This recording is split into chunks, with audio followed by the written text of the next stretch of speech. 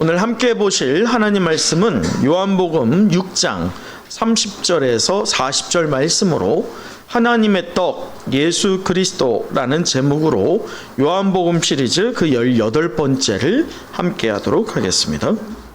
어느 시골 마을의 한켠에 은혜떡방앗간이라고 하는 떡집이 하나가 있었습니다.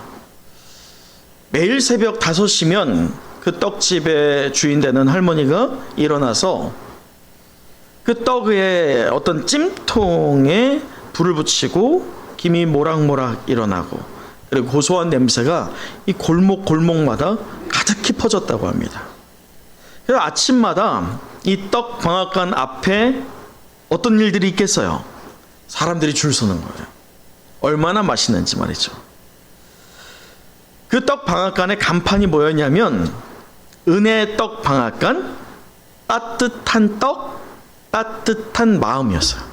그렇게 딱 간판이 있는 거예요.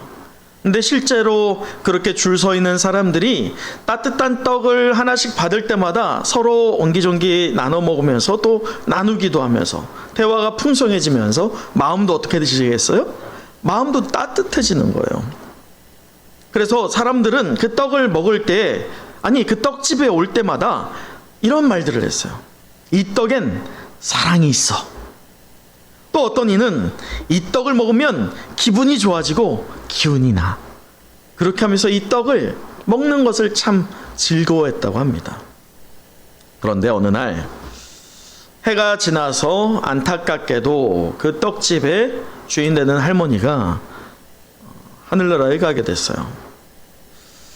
그 자녀들, 그 떡집을 가훈으로 이어가는 게 아니라 그 떡집을 그대로 두고 모두 도시로 이사 갔어요.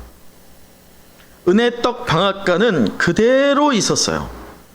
문을 닫지도 않았어요. 그런데 문제는 그 은혜떡 방앗간에 무엇은 딱 버티고 있어요? 간판. 은혜떡 방앗간, 따뜻한 떡, 따뜻한 마음. 그 간판은 여전히 있는 거예요. 그렇게 세월이 흘러서요, 이 마을에 지나가던 한 나그네가요, 그 떡집을 발견하게 됐어요.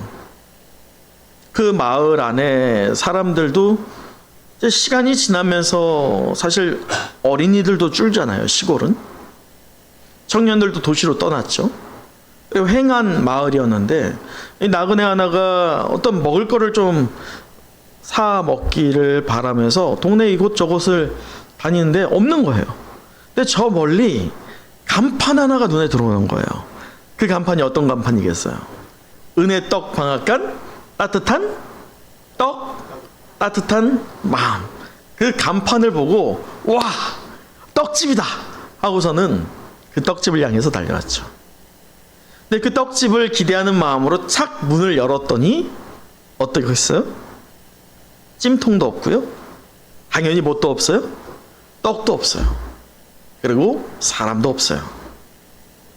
벽에는 그냥 옛날 오래된 사진 몇 장, 그리고 오래된 시계가 있었을 뿐이에요. 나그네는 어리둥절하면서요, 이게 도대체 어떻게 된 일이야? 하고선 지나가던 그 마을 어르신에게 이렇게 물어봤어요. 아, 어르신, 여기 분명히 떡집이라고 하는데 여기 왜 이래요? 라고 물어봤어요. 아니, 간판은 그대로인데 왜 아무것도 없어요? 라고 물어봤더니 이 어르신이 하는 말이, 여기 주인 할머니 돌아가신 지 오래됐어. 이제 떡 안 해. 간판이 정겹고 옛 추억이 남아서 그대로 둔 거야. 라고 말했다고 하죠. 이 말을 들은 나그네는 아주 작은 말로 이렇게 읊조렸다고 합니다. 뭐냐? 따뜻한 떡도 없고 따뜻한 마음도 없는데 뭐하러 간판을 달아? 의미 없게. 그러면서 그 마을을 떠났다고 하죠. 사랑하는 은성의 영가족 여러분, 이 이야기를 듣고 여러분은 무엇이 좀 와닿습니까? 이 떡집에 떡이 없어요. 겉은 떡집인데 속엔 떡이 없어요. 간판은 멋지게 걸려 있어요. 따뜻한 떡, 따뜻한 마음. 하지만 실제로는 아무것도 없었어요. 따뜻함도, 생명도, 만족도, 아무것도 줄 수 없는 그냥 간판만 덩그러니 달려있던 떡집이었습니다. 근데 이 모습을 우리가 혹시나 우리의 삶에 대입해 봤을 때 어느 부분이 닮아 있다라고 생각되지 않으시나요? 우리는 기독교인이라고 하는 이름표를 저마다 가슴에 달고 다녀요. 물론 보이진 않죠. 최소한 우리가 종교란에 당신의 종교가 무엇입니까? 물을 때 어디에 체크하세요? 어떤 분들은 아예 안 체크할지도 몰라요. 근데 대부분은 기독교에 체크를 하죠. 그게 어떤 면에선 우리의 이름표입니다. 또 그 이름표를 단 사람들이 모여서 공동체를 이룬 것을 뭐라고 불러요? 교회라고 하면서 간판을 겁니다. 우리도 은혜와 성령이 함께하는 은성교회라고 하는 간판이 걸려있듯이 말입니다. 하지만 정작 그 이름표를 단 그리스도인들 안에 또 간판을 멋들어지게 걸은 그 교회 공동체 안에 예수 그리스도가 혹여나 있지 않다면, 생명의 떡이 혹시나 없다면 어떨까요? 매주 우리는 예배를 드려요. 예배의 자리에 앉고 또한 찬양도 드립니다. 설교도 듣고 기도도 합니다. 마땅히 헌금도 하죠. 하지만 정작 우리 안에 따뜻한 떡 되시는 예수 그리스도, 따뜻한 마음을 주시는 예수 그리스도가 있지 않는다면 우리는 그냥 이름만 신앙인, 겉만 번드르한 그런 교회밖에 되지 않는다는 것을 우리는 깨달아야 할 줄 믿습니다. 예수님은 단지요 종교적인 이름이 아닐 줄 믿습니다. 이것을 믿으십니까? 예수님은 단지 종교적인 면이다 라고 할 때 그러한 믿음을 가진 성도와 예수님이 정말 우리의 영을 살리시는 참된 양식이다 라고 믿는 성도의 신앙은요, 겉으로 볼 때는 비슷해 보일지 몰라요. 아니, 어찌 보면 겉만 따지고 있는 성도의 신앙은 더 겉으로 보면 어때 보여요? 더 그럴듯해 보일지 몰라요. 그러나 어떤 게 문제냐? 우리가 간과하면 안 될 게 있어요. 교회 안에서 나의 문제도 있지만 우리가 눈을 조금만 비껴서 보았을 때 세상을 보할 수 있어야 돼요. 세상은 오늘도 배고파합니다. 의미 없는 그런 반복된 일상들이 계속 쳇바퀴 돌고 있을 때에 무언가 만족을 찾고 있는 세상 사람들이지만 그 가슴 속에 누구나 다 공허함을 가지고 있어요. 진짜 떡이 없기 때문이죠. 곧 예수 그리스도가 그래서 그들에게 필요합니다. 그래서 우리는 그분이 계셔야 되는 거예요. 왜냐? 세상이 그 떡을 필요로 하고 있어요. 그 떡이 세상 가운데 진짜 주어지지 않으면 잠깐 만족을 주는 떡을 먹을진 몰라도 그 배고픔은 가시지 않기 때문이죠. 그러나 영원한 떡을 우리가 먼저 먹고 우리가 먼저 체험할 때에 그렇게 우리 안에 은혜가 풍성히 흘러나와서 여러분의 일상 가운데에서 저 세상 사람들에게도 어떤 떡을 줘야 돼요? 생명의 떡을 우리가 주어야 할 줄 믿습니다. 저는 오늘 이 말씀을 통해서요, 예수님께서 35절에 이렇게 말해요. 나는 어떤 떡이다? 생명의 떡이다. 분명히 예수님께서 말씀하십니다. 저는 이제 이 주님의 말씀 속을 우리가 함께 들어가면서 예수님이 과연 어떤 분이지, 왜 자신을 떡이라고 표현하고 있는지, 또 예수님께서 하필이면 왜 우리에게 오셨고 또 그분을 우리가 먹는다는 것이 과연 어떤 믿음인지, 또 우리가 간판이라고 할 때, 이름표라고 할 때 어떤 것을 달고 어떤 것을 붙잡아야 될지를 적용하는 시간을 함께 가져보길 원합니다. 이제 본문으로 돌아와서 우리 30절 말씀 다시 한번 읽어보도록 하죠. 30절입니다. 시작. 그들이 묻되 그러면 우리가 보고 당신을 믿도록 행하시는 표적이 무엇이니까 하시는 일이 무엇이니까. 여러분 지금 이 가버나움까지 우리 지난주 말씀 기억하시죠? 예수님께서 이 오병이어의 기적을 일으키시고 그리고 이들을 피해서 산에 가셨어요. 왜 그랬죠? 그들이 예수님을 무엇으로 삼기 원했습니까? 왕으로 삼기 원했기 때문이에요. 예수님이 분명히 표적을 보여줬어요. 여러분 기억하시죠? 표적은 기적이 아닙니다. 표적의 본래적인 목적이 뭐라고 했어요? 예수 그리스도가 누구냐를 보여주기 위한 하나의 증표가 표징입니다. 그래서 이 표적을 볼 때면 와 정말 놀랍다 이것이 아닙니다. 표적을 볼 때면 분명히 나와야 되는 반응이 무엇이에요? 와 예수님이구나 이게 나와야 돼요. 그러나 문제는 오병이어를 본 무리들 그들이 예수가 누구인지를 알았기 때문에 왕을 세웁니까? 아니었어요. 그래서 예수님은 피하셨죠.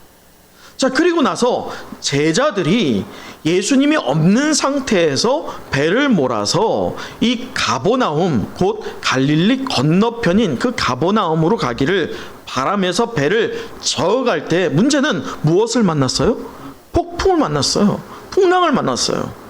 그럴 때 그들이 예수님께서 물 위를 걸어오실 때 그들 역시나 수많은 표적을 보았습니다. 요한복음에는 몇 개 나오지 않습니다. 표적이. 그러나 마태복음과 마가복음, 누가복음을 볼 때면 수많은 표적들이 나오죠. 근데 그런 표적들을 가장 가까이서 가장 많은 경험을 하였던 제자들임에도 불구하고 예수님이 누구인지를 그 표적을 본 거로 알았습니까? 몰랐어요. 왜냐? 예수님이 물 위를 걸어오는 것 그것도 표적이잖아요. 그 표적이에요. 그 표적을 볼 때면 그것을 보면서 누구라고 알아야 돼요? 예수님이라고 알아야 돼요. 그러나 제자들도 예수님이 누구인지를 몰랐다는 거예요. 자, 문제는 오늘의 이 주제에서 키워드는 무엇이냐? 바로 표적입니다. 이 표적과 오늘 생명의 떡을 우리는 연결시킬 수 있어야 돼요. 자, 보세요.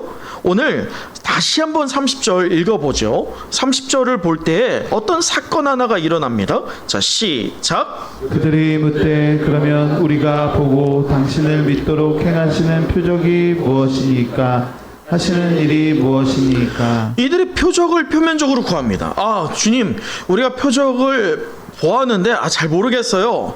어떤 면에서 30절만을 보면 이들의 믿음이 굉장히 열심인 것처럼 보여져요.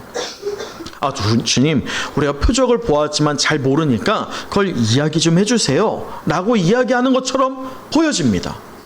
이들이 그렇게 배를 건너올 정도의 열심이 있었고 또 예수님께 그 표적에 대해서 질문하고 해답을 구하고 있는 열심이 있는 것처럼 겉으로 보면 그렇게 보여져요. 그러나 속을 보여주는 구절이 있으니 그것이 바로 31절입니다. 자, 31절도 읽어보도록 하죠. 시작. 기록된 바 하늘에서 그들에게 떡을 주어 먹게 하였다 함과 같이 우리 조상들은 광야에서 만나를 먹었나이다. 자, 지금 이들이 표적을 달라고 요구하고 있는데 그 표적은 31절에 무엇과 연결시키고 있어요? 만나 사건입니다.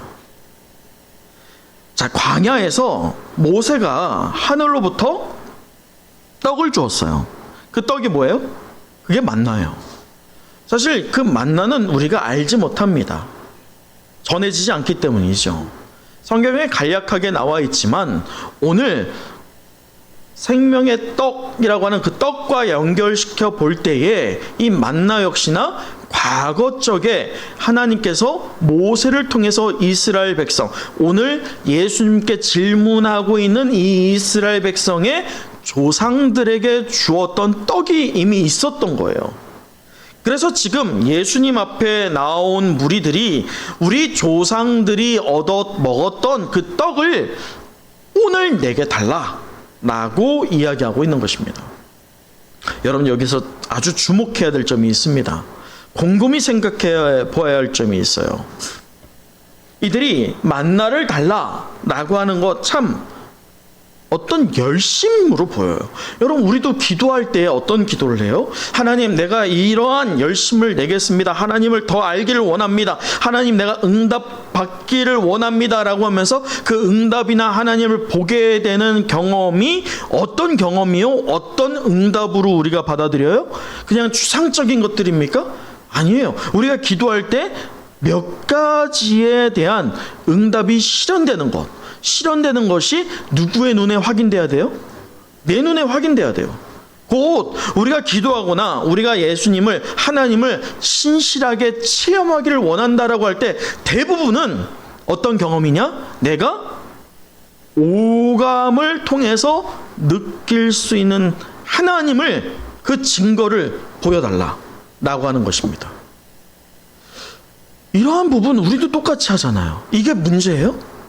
여러분, 눈으로 보여지면 믿지 않겠어요? 그러나 예수님은 이걸 꿰뚫어 보는 거예요. 무슨 말이냐? 자, 보세요. 모세가 분명히 하나님께 기도하여서 저 하늘에서 떡, 곧 만나를 이스라엘 백성들에게 주었습니까? 안 주었습니까? 주었어요. 자, 실상 여기에서 중요한 게 누가 준 것이냐 입니다. 하나님이 왜 주었을까요? 이게 핵심이에요. 하나님이 저 하늘에서 만나를 왜 주었을까요? 하나님이 우리의 기도에 왜 응답하실까요? 여러분, 이거 아주 중요한 질문입니다. 오늘 이스라엘 백성들, 그 조상들에게 구할 때에 우리가 지금 광야에서 배고파 죽게 생겼으니 우리가 차라리 애굽으로 돌아가는 게 나을 뻔했다, 그렇게 불평하고 있는 이들을 향하여서 모세가 하나님께 간구하여서 하늘에서 만나를 내리게 하거든요. 그 만나를 통해서 그들이 만족을 누렸어요, 안 누렸어요? 누렸어요. 자, 그것뿐이에요. 더 나아가서 이 모세가요, 그 이스라엘을 출애굽을 하고요, 광야를 지나갈 때 문제는 출애굽에서 애굽의 사람들이 쫓아오죠. 군대가 쫓아옵니다. 뭐가 막고 있어요? 홍해가 막고 있어요. 하나님께서 그 홍해를 갈라주셨어요. 사실 모세가 손을 뻗쳤을 때 강이, 아니죠, 바다죠, 홍해가 갈라졌습니다. 그것뿐이에요? 물이 쓰다라고 하는 곳에 모세가 또 나무를 던졌더니 어떻게 돼요? 그 마라라고 하는 것이 아니에요? 쓴물이라고 하는 것에 모세가 무언가를 던졌어요. 나무를 던졌단 말이에요. 그랬더니 그곳에 물이 어떻게 돼요? 달아졌어요. 또 목이 마르다라고 할 때 모세가 반석을 쳤습니다. 여러분, 지금 다 누가 액션해요? 모세가요. 모세가 다 액션을 취하는 거예요. 무언가 모세가 다 하고 있어요. 사실은 그 뒤에 누가 계세요? 하나님이 있어요. 그 하나님이, 이것뿐이에요? 또 아말렉과 전투할 때 사실 그 모세가요, 어떤 일을 합니까? 전투는 누가 치러요? 여호수아가 앞에 치르고 있죠. 사실은 모세는 뭐 하고 있어요? 손을 들고 있어요. 손을 들 때 손이 떨어질 때 아말렉이 이기니 또 그 손이 떨어지지 않게 누가 도와요? 아론과 훌이 뒤에서 돕잖아요. 자, 다 누가 해요? 모세예요, 모세. 하지만 이런 모든 기적적인 사건 뒤에 누가 계세요? 그럼 왜 이스라엘을 그런 위험한 상황 또는 어떤 절망의 상황에서 건져주시며 여러 가지 표적들이에요. 그것도 그 표적들을 왜 보여주셨냐 이거예요. 우리를 향하여서도 내가 믿지 못할 때, 믿음이 약할 때 내가 구하는 부분을 하나님이 응답하셨다. 여러분, 우리가 노력 안 해서요? 노력했어요. 그럼 그게 누구 때문에 된 거예요? 나 때문에 된 거라고 생각해요. 모세 때문에 된 것처럼 여기는 이스라엘처럼 말이죠. 사실은 우리가 잘 보셔야 돼요. 이 믿음의 근거를 잘 보셔야 된다고요. 우리가 무언가 하는 액션은 우리가 다 합니다. 아니, 누군가 합니다. 아니, 또 제가 할지도 모르지요. 교회를 대표해서 말입니다. 하지만 우리가 무언가 액션을 취하게 하는 분이 누구냐? 이걸 볼 수 있어야 돼요. 그게 바로 하나님이에요. 그게 바로 예수 그리스도죠. 잘 보셔야 돼요. 구약에서 하나님께서 그렇다면 모세를 통해서 왜 이스라엘에게 이러한 많은 표적을 보여주셨을까요? 그 목적이 무엇일까? 그들이 구하니까? 그들이 원하니까? 그들이 불쌍하니까? 여러분, 우리가 구할 때에 하나님이 주시는 게 바로 이러한 이유입니까? 아니에요. 목적은 딱 하나입니다. 하나님을 믿게 하기 위해서요. 다른 거 없어요. 하나님을 믿게 하기 위해서요. 지금 이스라엘 백성이 그 중요한 핵심을 놓치고 있는 거예요. 우리가 믿음 생활할 때 오늘 현대 그리스도인도 아주 그 중요한 영적 원리를 놓치고 있는 거예요. 우리가 무언가 구합니다.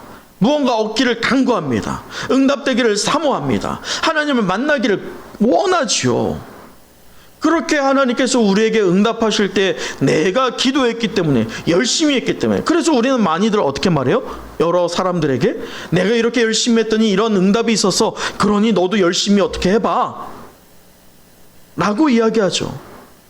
그럴 때 정말 그렇게 열심히 했을 때 응답되었느냐로 정립을 하게 되면, 만약에 열심히 했는데 응답 안 된 사람은 그러면 어떻게 체크할 수 있어요? 그거 열심히 안 했네, 그렇게 보여지는 거예요.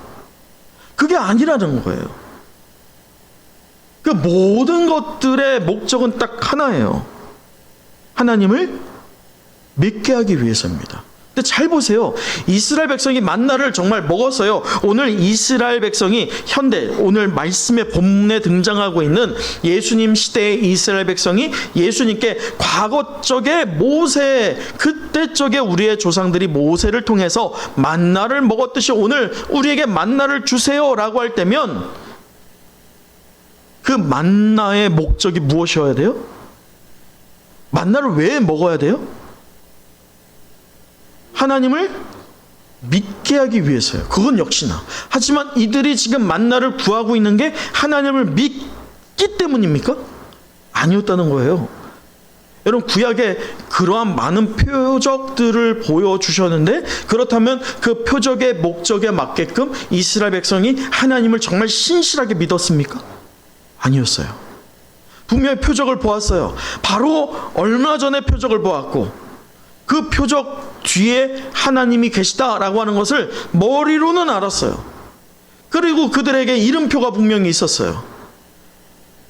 율법의 언약을 맡은 자, 간판이 있었어요. 선민, 하나님의 백성이라는 게 있었어요. 하지만 정작 그 안에 누가 없어요? 하나님이 없어요. 결국 그들이 표출했던 것은 믿음이 아니었습니다.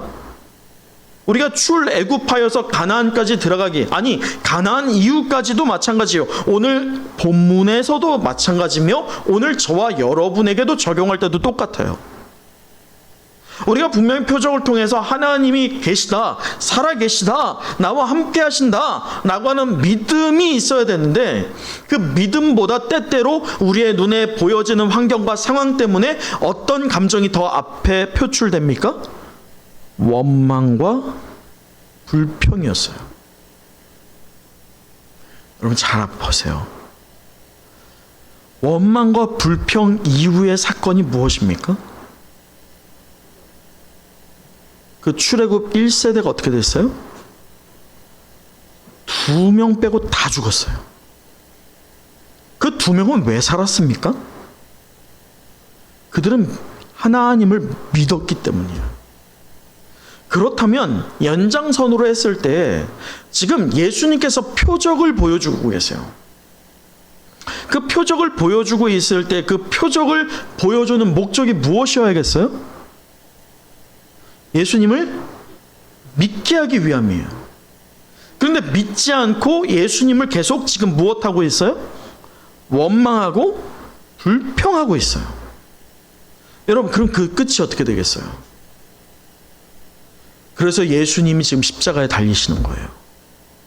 결과가 똑같거든요. 결과가 똑같이 나올 수 있는 그러한 상황이 다시 반복되기 때문에 그 굴레를 끊는 방법이 딱 하나밖에 없는 거예요. 그 하나가 무엇이에요? 그게 바로 십자가입니다. 그게 아니면 의미가 없기 때문이에요.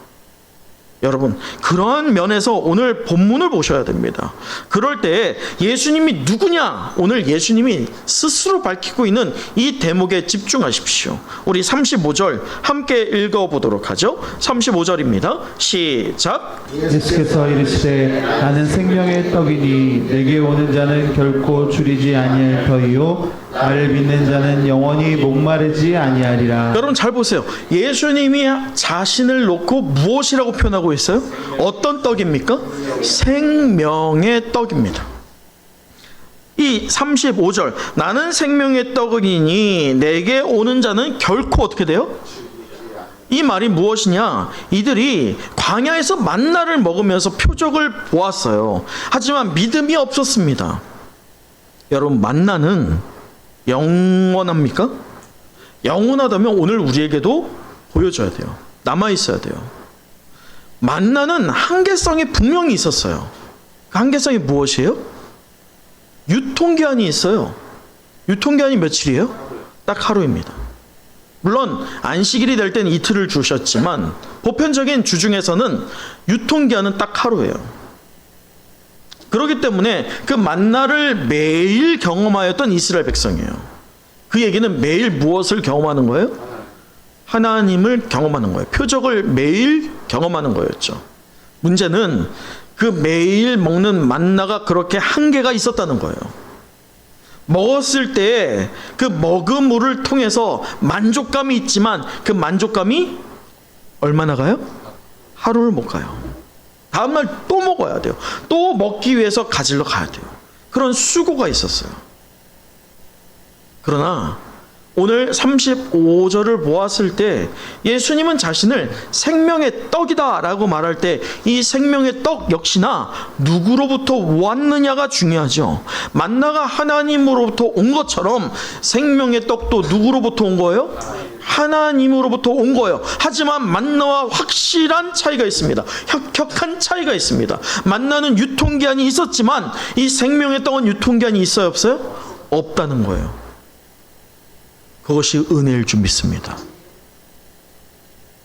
그래서 우리는 이 만나 되시는, 만나를 초월하시는 예수 그리스도, 곧 생명의 떡을 믿어야 되는 것일 줄 믿습니다. 단지 눈으로만 봐서는 안 돼요. 입으로만 고백하는 것도 안 됩니다. 지식으로만 배워도 안 돼요. 왜냐? 계속 원망과 불평이 나올 거거든요. 그래서 생명을 소생시키는 생명의 떡 되시는 예수 그리스도를 우리는 믿음의 눈, 곧 영안으로 보아야 할 줄 믿습니다. 그리고 두 번째로 또한 중요한 영적 원리 한 가지를 더 보여주고 있어요. 자, 말씀 보세요. 36절 같이 읽어보도록 할까요? 36절입니다. 시작. 그러나 내가 너희에게 이르기를 너희는 나를 보고도 믿지 아니하는도다 하였느니라. 여러분, 중요한 영적 원리가 뭐냐? 떡. 오늘 주제가 떡 아니에요? 저는 사실 떡을 잘 안 좋아하거든요. 떡을 먹으면 소화가 잘 안 돼서 떡을 잘 안 좋아하는데, 여기 계신 분들 중에 떡 되게 좋아하시는 분들 많죠. 근데 그 떡이 굉장히 훌륭한 장인이 만들었고 맛깔스럽게 생긴 떡이에요. 근데 그 떡을 어떻게 할 때 의미가 있는 거예요? 눈으로 볼 때 의미가 있어요? 먹어야지 돼요. 먹지 않으면 그 떡은 아무리 눈에 보여질 때 귀해 보이고 값져 보이고 맛있어 보여도 의미가 없어요. 먹어야지 되는 거예요. 왜냐면 눈에 아무리 맛있어 보인다 할지라도 먹었을 때 맛이 없으면 아무것도 아닙니다. 오늘 36절이 무슨 말이냐? 이들이 먹기를 거부한다는 거예요. 근데 오늘 잘 보세요. 예수님께서 35절과 36절에 이야기하고 있는 이 장면이 사실은 이전에 비슷하게 말씀하신 바가 있어요. 누구에게 말씀하셨을까? 우리 한번 찾아보죠. 요한복음 4장 13절에서 14절입니다. 요한복음 4장 13절에서 14절. 바로 수가성 사마리아 여인에게 하신 말씀이에요. 그 여인도 물을 기르러 왔어요. 그 물을 기르러 올 때 아무리 항아리를 채우고 간다 할지라도 한계가 있어요. 유통기한이 있어요. 다시 물 들어와야 되는 거예요. 수고가 있어요. 부끄러움이 계속되는 거예요. 그런 상황이 계속되고 있을 때 예수님은 물로 표현하셨죠. 그러면서 뭐라고 하시느냐? 우리 13절 14절 같이 읽어보도록 할까요? 시작. 예수께서 대답하여 이르시되 이 물을 마시는 자마다 다시 목마르려니와 내가 주는 물을 마시는 자는 영원히 목마르지 아니하리니 내가 주는 물은 그 속에서 영생하도록 솟아나는 샘물이 되리라. 여러분, 영생하도록 솟아나는 샘물을 어떻게 할 때 의미가 있어요? 마셔야 돼요. 그처럼 오늘 이 떡을 먹어야 돼요. 이 떡을 먹지 않을 때면 아무런 의미가 없기 때문입니다. 예수님은 안타깝다는 뜻이요. 이 36절에 너희는 나를 보고도 믿지 아니하는도다 라고 하는 거예요. 여러분, 우리가 그렇지 않냐 이거예요. 우리가 주일에 예배 나와서 말씀을 보고 말씀을 듣고 기도하고 찬양하는데 그런 행위들은 다 있는데 그렇게 예수님을 말씀을 보고도 듣고도 찬양하고도 믿지 못하고 있는 우리의 모습들이 너무나도 생생하게 오늘 말씀에서 지적하고 있는, 안타깝게 여기고 있는 예수님의 외침에 적용이 된다는 것입니다. 열성적으로 예수님을 따라다녔을지 모르지만 생명의 떡으로 받아들이지 않았어요. 먹지를 않았어요. 여러분 분명히 아세요. 믿음은 단순한 동의나 지식이 아닙니다. 단순한 동의로 예수님 그래 있다고 어느 정도 믿어. 하나님 천지를 창조했다? 내가 요 정도는 믿을게. 내 스스로 한정하고 제한할 때가 참 많죠. 그런데 그것이 한 번에 압도될 수 있는 방법이 무엇이냐? 바로 예수님 그 생명의 떡을 먹는 거예요. 내 삶에 모시고 그분의 말씀을 따르고 그분을 통해 살아가는 것이 바로 생명의 떡을 먹는 성도의 삶의 자세일 줄 믿습니다. 그러니 하나님이 저와 여러분을 사랑하십니다. 그것을 믿으시나요? 아멘. 예수 그리스도를 그래서 우리에게 주셨어요. 요한복음 3장 16절 말씀이죠. 하나님이 그 세상은 많은 하나님을 알지 못하고 거부하는 세상이 아니에요. 그 세상은 하나님 나라에 속한 믿음의 성도들을 이야기합니다. 곧 저와 여러분이죠. 우리를 위해서, 더 영역을 좁혀서 누굴 위해서? 나를 위해서 누가 오셨다? 예수 그리스도께서 오셨다. 그 예수 그리스도를 믿을 때에 하나님이 나를 하나님의 자녀로 삼아주시고 내게 무엇을 주신다? 영생을 주신다. 그 말씀을 오늘 예수님께서 이어서 하시는 거예요. 말씀의 38절 보세요. 내가 하늘에서 내려온 것은 내 뜻을 행하려 함이 아니요 나를 보내신 이의 뜻을 행하려 함이라. 지금 하나님의 뜻이 분명히 있어요. 예수님 전에 모세 때에 이들이 모세를 통한 하나님께서 보여주신 표적들을 보았지만 하나님을 믿었어요? 믿지 않았어요. 그러나 이름표는 저마다 달았어요. 율법을 맡은 자, 간판은 크게 달았어요. 선민, 택한 백성이라고 말이죠. 그러나 정작 하나님을 믿지 않았고 예수님이 하나님의 뜻을 이루시고자 이 땅에 왔지만 여전히 믿지 못하고 있습니다. 끝내는 그 믿지 못함을 통해서 예수님을 십자가에 못 박았죠. 그렇다면 예수님이 왜 그렇게 십자가에까지 못 박히셨느냐? 목적이 하나라니까요. 하나님의 뜻을 이루기 위해서. 여러분, 역사는 반복됩니다. 모세 때의 역사가 예수님 때에 반복되고 예수님 때의 역사가 오늘 이 시대에 저와 여러분을 통해서 반복되어집니다.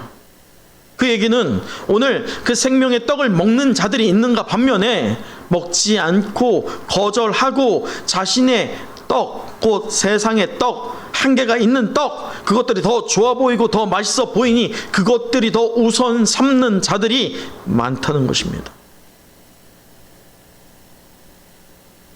여러분, 이제 예수님을 믿음을 통해서요, 우리가 영생 얻은 자라고 하는 분명한 근거를 성경의 말씀에서 찾고 여러분의 삶에 적용하기를 간절히 소망합니다. 말씀을 마칩니다. 오늘 우리는 요한복음 시리즈 그 18번째 시간으로 하나님의 떡 예수 그리스도라고 하는 제목으로 은혜의 말씀을 나눴습니다. 우리 마지막으로 40절 말씀 함께 읽어보도록 하죠. 40절이에요. 시작. 내 아버지의 뜻은 아들을 보고 믿는 자마다 영생을 얻는 이것이니 마지막 날에 내가 이를 다시 살리리라 하시니라. 사랑하는 은성의 영가족 여러분, 예수님은 단순히 영혼에 좋은 영향을 주는 분이 아니십니다. 그냥 어떤 이미지로 좋은 분, 나한테 좋은 거 주는 분, 내게 건강도 주고 부유함도 주고, 그리고 삶의 재정이나 필요를 채워주시는 분, 그 정도로만 믿지 마세요. 분명히 아셔야 할 것은요, 예수님 없이는 우리는 살 수가 없다는 것입니다. 이제 간판 있는 떡집처럼 되지 않았으면 좋겠어요. 겉으로 그럴듯해 보이는 은혜 떡방앗간, 따뜻한 떡, 따뜻한 마음. 그러나 그 속에는 냉랭함이 으럽고 텅 비었던 그런 떡집이 아니라, 우리가 오늘 이 시대에 은혜의 떡방앗간 되기를 간절히 소망합니다. 따뜻한 떡 되시는, 생명의 떡 되시는 예수 그리스도가 우리 가운데 충만히 임하시며, 또한 우리가 간판을 걸고 있는 은혜와 성령이 함께하는 은성교회 가운데 우리가 떡을 먹고 마시는 이 은혜의 공동체 가운데 풍성히 함께하게 될 줄 믿습니다. 그러기 위해서 그분을 믿고 의지하고 매일의 삶에서 따르기를 결단하십시오. 오늘 이 자리에서 그 결단이 시작되었으면 좋겠어요. 그렇게 예수님으로 충만한 삶을 살아갈 때 더 이상 공허한 종교인이 아니라 진짜 떡을 나누는 생명의 사람들로 우리들의 일터와 우리들의 가정과 우리들의 교회 공동체 안에서 각기 선한 영향력을 미치고 생명의 떡을 우리만 먹는 게 아니라 나눌 수 있는 복되고 귀한 은성이 모든 영가족 되기를 간절히 소망합니다.